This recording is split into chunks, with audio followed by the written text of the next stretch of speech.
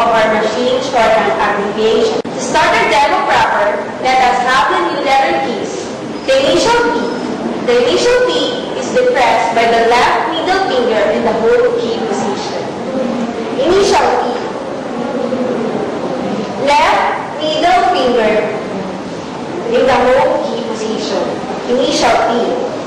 And now, let us go on to the final P. It is depressed by the right middle finger in the hold key position. Right middle finger, final P.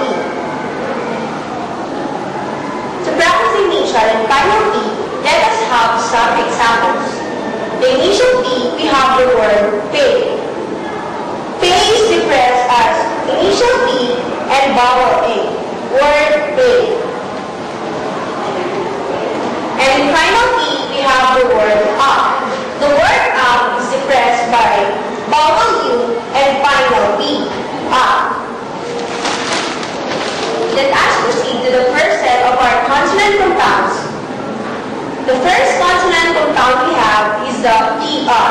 PR is depressed by the left third and index finger. We have the second consonant compound, the SP. SP is depressed by the left small and middle finger. We have the consonant compound, final TS. Final TS is depressed by the right middle finger and the small finger. We have to practice our consonant compounds, let us have, in consonant compound PR, we have the word pray. Pray is depressed by the initial P, initial R, and vowel A. Pray. For the consonant compound SP, we have the word space. Space is depressed by initial S, initial P, vowel A, and final S. For the consonant compound final TS, we have the word tops. Tops is depressed as initial T, vowel O, and final P, and final S. Tops.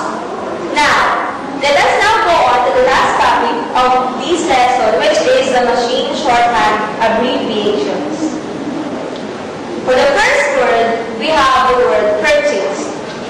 The word purchase is depressed as initial P, vowel U, and final R.